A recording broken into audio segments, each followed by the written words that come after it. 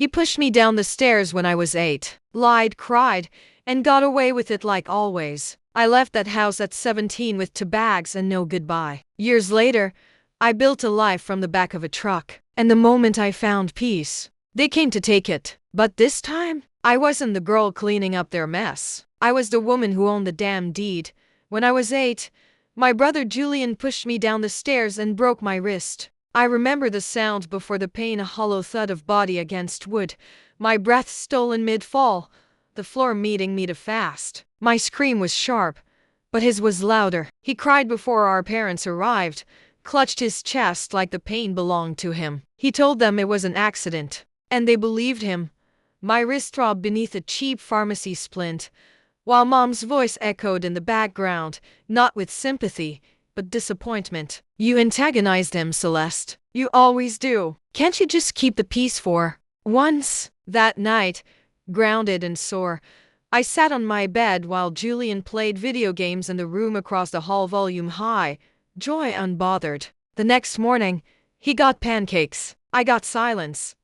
That's how things were in our house. Julian made the messes. I got blamed for the dirt. Julian wore his lies like polished shoes. He shined them before using them and made sure they fit the moment. Skipping school. I was helping a friend. Stealing from Dad's wallet. I was borrowing it for Mom's surprise. Disrespecting Mom. She misunderstood me.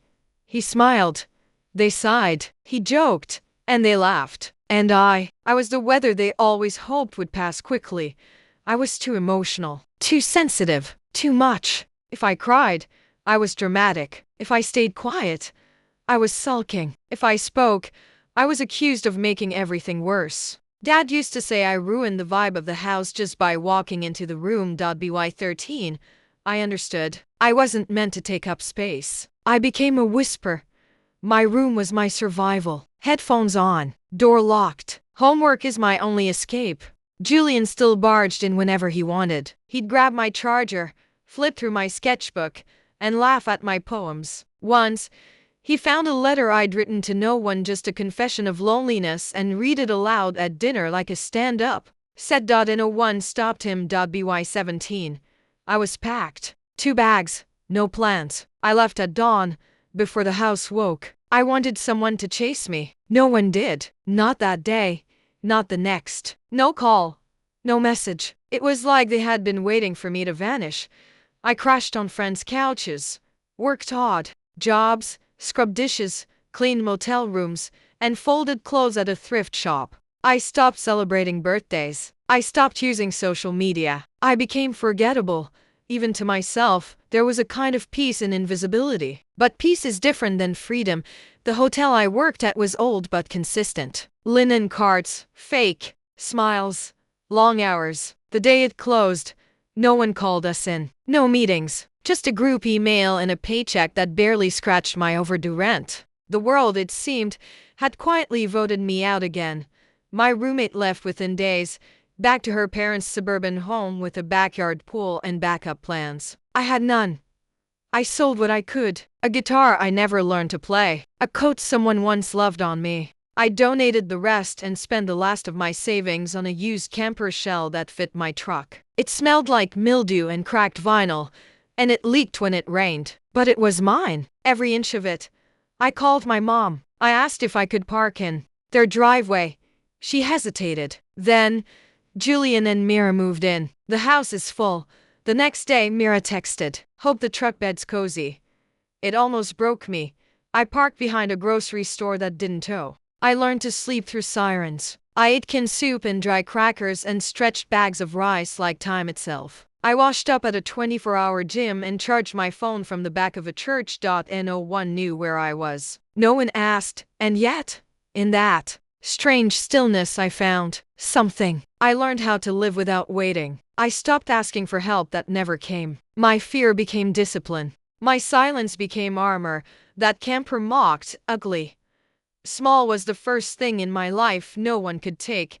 The job came through a friend of a friend, warehouse work in the next city. Forklifts, pallets, long hours, and minimum oversight. The manager, Ron, had sun-creased skin and a smoker's laugh. He glanced once at the camper on my truck and nodded. "You work hard, I don't care where you sleep. And I did. Every overtime shift, every weekend. No one wanted. I showed up early. I left late. I didn't complain. Ron noticed when the cold came. He let me run a cord from the side of the building. I offered to work Sundays for free. He waved me off, but I worked them anyway. My savings grew slowly, then steadily. I bought new tires, replaced the insulation in the camper, got a gym membership just for the hot showers. On weekends, I sat with instant coffee, watching the rain drum the camper roof like a lullaby. No one knew me. No one pitied me. And that was the gift. The world shrank, but it was finally safe. I didn't miss family. I didn't need updates. I had quiet. And that quiet, once a punishment, had become my reward. One day I saw it. A flyer, stapled to the breakroom bulletin board. 3-bedroom manufactured home. Quiet street. Owner financing available. Close to work.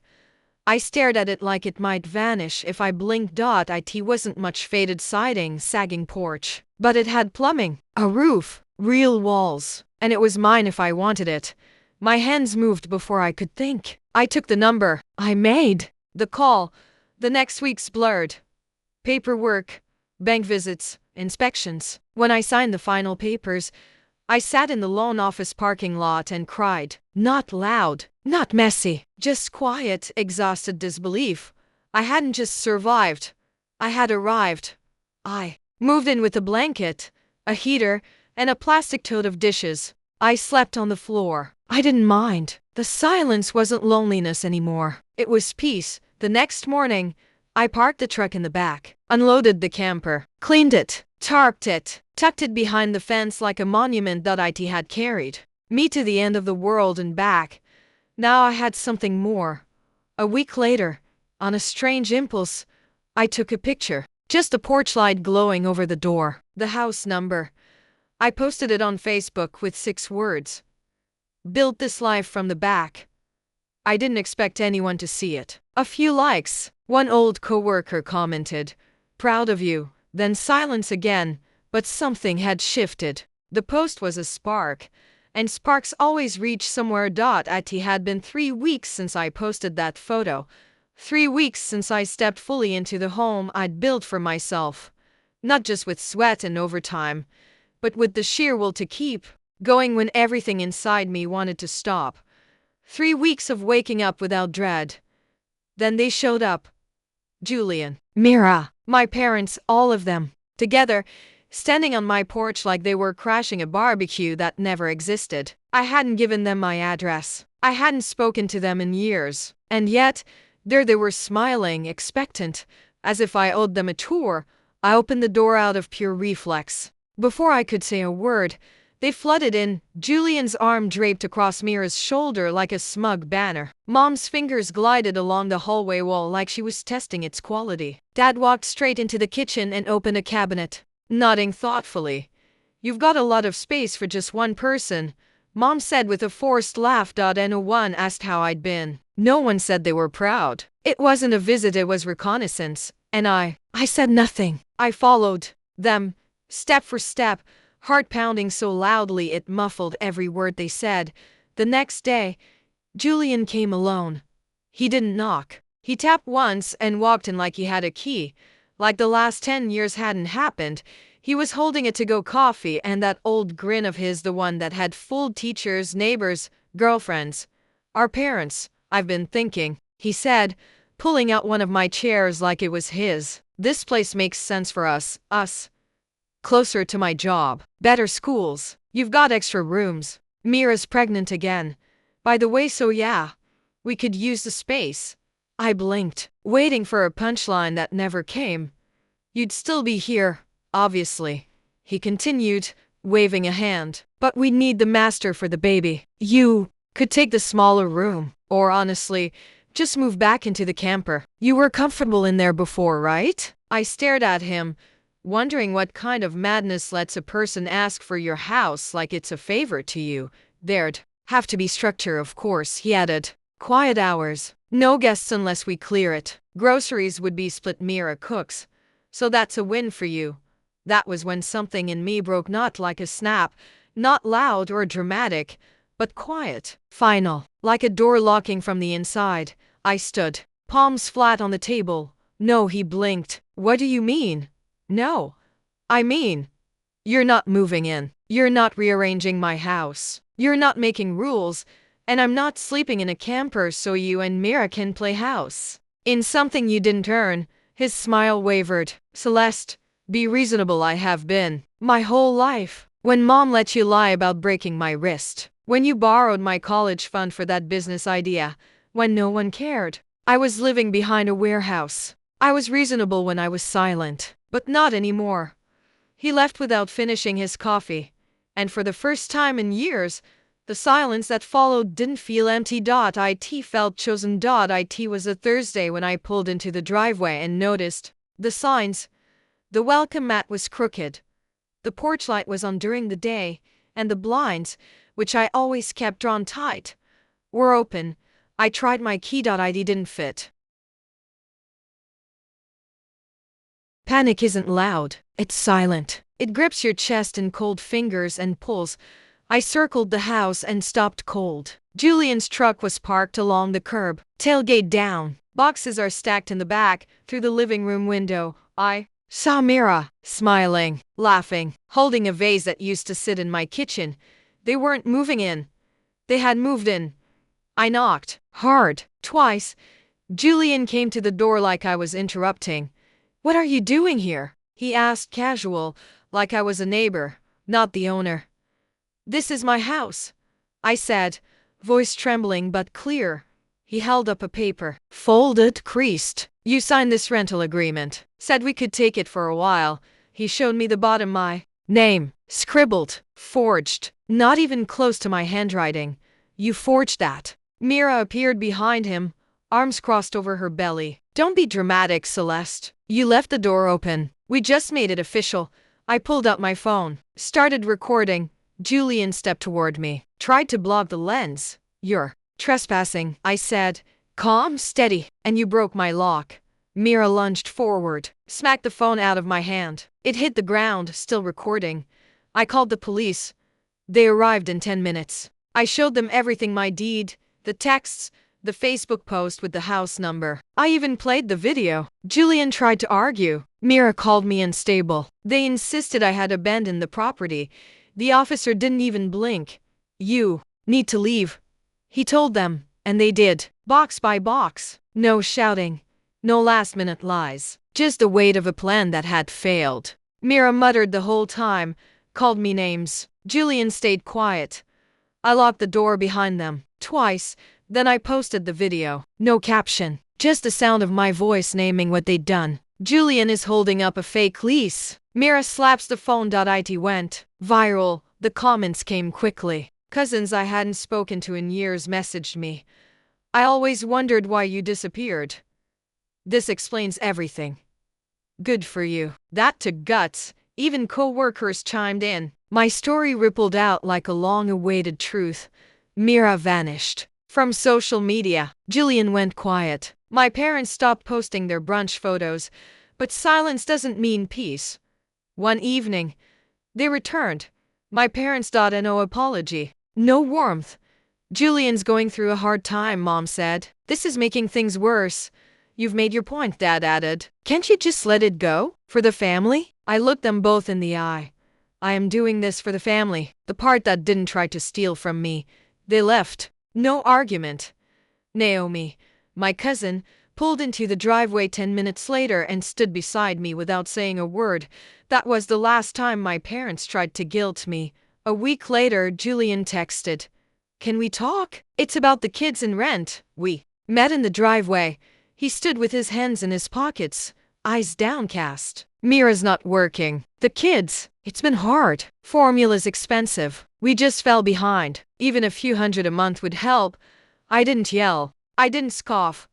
I showed him my spreadsheet, property tax, insurance, repairs, tenant agreements. Then I showed him the list of renters, 2 women from work, quiet, respectful, who paid on time and brought me baked bread. I don't have anything to spare, I said. I didn't buy this house to become your bank. Julian didn't argue. He just nodded. 2 days later, Mira drove by. She screamed from the window, called me a thief, a traitor, a barren, cold witch. I didn't flinch. I didn't reply. I stood at the window with a cup of tea and watched her drive away. Later that evening, my tenants arrived, arms full of groceries, soft voices, open smiles. One of them offered to mow the lawn. The other left me a handwritten thank you note. That night, I walked to the backyard and pulled the tarp off the camper. I didn't know it yet, but I would need it again. Just not for me. The rumors began like all quiet storms, softly, privately, disbelieved at first. A forwarded message from a coworker of a friend. A screenshot from a neighborhood group. Whispers that Mira hadn't just broken her vows to Julian, but had been rewriting the truth. For years. A different man. A long affair. One too long to hide. Julian denied it at first. Insisted the baby was his. That Mira was just stressed. Hormonal. But the dates didn't match. The photos didn't lie. And neither did the paternity test. The child wasn't his. Julian didn't yell when the truth came. He crumpled. Mira did what she always did, turned anger outward. She threw plates, screamed accusations. When their oldest tried to calm her down, she turned on him too. A neighbor called the police. They found Mira barefoot on the front lawn, screaming at the night sky. Her eyes wild, her voice cracked with something feral. She was taken in. Julian was left holding his son's hand, silent, broken. I didn't gloat. I didn't show up. I didn't need to. The divorce was quick. Mira left town, Arizona, supposedly. She didn't take the kids. Julian moved back in with our parents, now gray with embarrassment. Their once loud pride reduced to faint echoes. They stopped showing their faces at church. No more family brunches. No new pictures of grandchildren. Their silence didn't feel like shame, it felt like recognition. Like maybe, finally, they understood what they'd lost, that they'd traded the truth for convenience, and now the mask had shattered. I sat on my porch with a warm drink, watching the dusk settle. I wasn't happy. I wasn't angry. Just still. Just done. Julian didn't knock this time. He stood at the edge of the steps, hands in his coat pockets, eyes hollowed by sleeplessness. I opened the door but didn't invite him in. He didn't expect me to. I'm not here to ask for the house, he said. I know better. I waited. It's for Luca, he added quietly. He's not sleeping well at Mom and Dad's. Too much noise. Too many people. He asked if we could go somewhere quieter. He misses having space. I followed his gaze to the backyard where the camper sat under the tree, still covered by the tarp. My throat tightened. I thought of the nights I lay in that camper, freezing beneath thin blankets, pretending the aluminum walls made me safe. Of how I'd cried in the dark, not because it hurt, but because it didn't anymore. That camper was my sanctuary, my grave, my beginning. I'm not giving it to you, I said. Julian didn't flinch. I'm not asking you to. We stood in silence, the kind that used to be painful. Now, it felt like breathing. I led him to the backyard and lifted the tarp. The air inside was musty, but dry, familiar. You can stay here, I said, but there are rules. No loud visitors. No Mira. No overnight guests unless I meet them first. I'm not letting chaos back into my home. He nodded quickly. Of course. I wrote the rules down, had him sign, recorded us shaking hands with my phone. Julian didn't protest, just whispered, "Thank you, really." I said nothing, just handed him the keys. That evening, he moved in. The next morning, I heard soft thumps in the backyard, Luca kicking a soccer ball in the grass. Later, his sister helped water my garden with a dented pink watering can. They didn't ask questions. They didn't cry. They just stayed close. The camper glowed at night, a soft halo from the inside. Sometimes, I saw Julian reading by a dim lamp, the shadows on his face no longer sharp with arrogance, but blurred by exhaustion. One night, long after the kids had fallen asleep, I walked outside to check on a noise. It was Julian, sitting on the floor of the camper, head in his hands, shoulders shaking. I ruined everything, he whispered. I let her ruin us, and I let them ruin you. I didn't interrupt. I didn't touch him. I let him speak until the silence between us stretched like a bridge neither of us could cross. I don't expect forgiveness, he said. I just wanted you to know. I see it now, all of it. I nodded once, then left him there with his grief, his ghosts, and the children who still believed in him. Days passed. The kids drew chalk pictures on the driveway, flowers, hearts, a smiling stick figure holding a house. They brought me weeds wrapped in rubber bands, called them bouquets. They never mentioned their mother. They never asked why things had changed. They just kept helping, watering the plants, sweeping the porch, sitting quietly on the steps when the stars came out. Naomi visited more often, bringing warm food and a steady presence. My tenants left thank you notes and fresh muffins. The house felt full, not noisy, not chaotic, full and safe.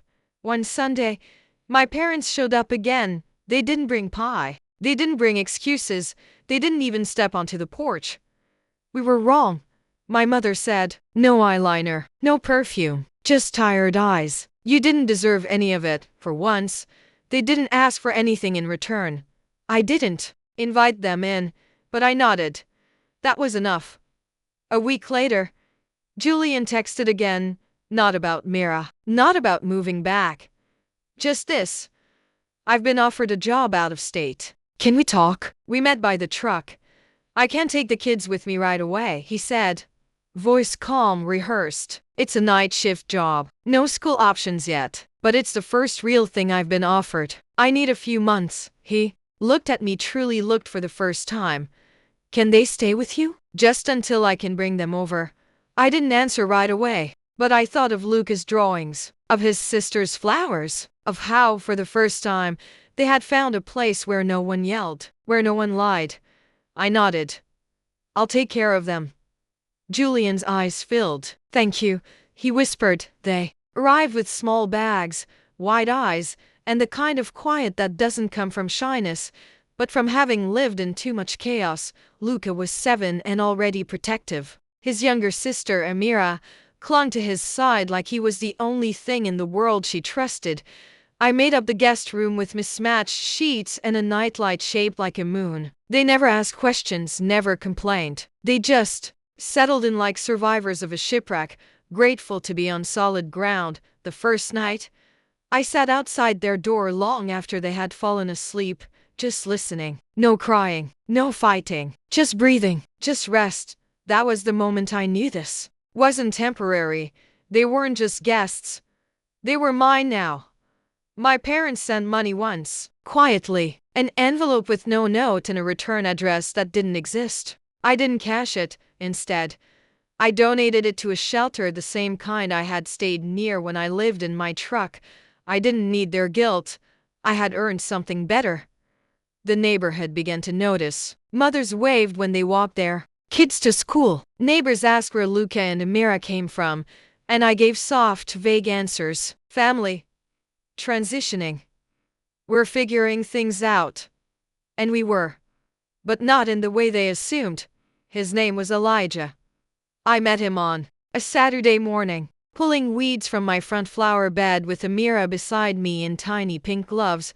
He paused during his jog, smiled, and asked if I wanted help with the rose bush that had started to climb awkwardly over the porch rail. He didn't flirt. He offered. It had been a long time since anyone offered anything without expecting a return. He came back the next day with gardening shears and a quiet confidence I wasn't used to. Over the weeks we talked about books, about silence, about grief. He'd lost a sister in his 20s. He said some wounds become architecture inside you, holding you up and weighing you down all at once. I knew exactly what he meant. He never asked what happened with my family. He just waited until I was ready. It was Julian's voice, cracked, low, barely recognizable. He called me on a rainy afternoon, weeks after leaving for Oregon. His voice shook. She's back, he said. Mira. She showed up at the school. My blood went cold. She tried to sign Luca out, said she was taking him home.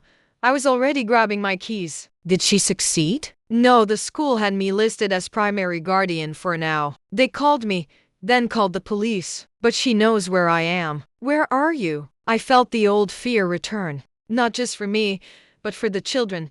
I ended the call and called my lawyer.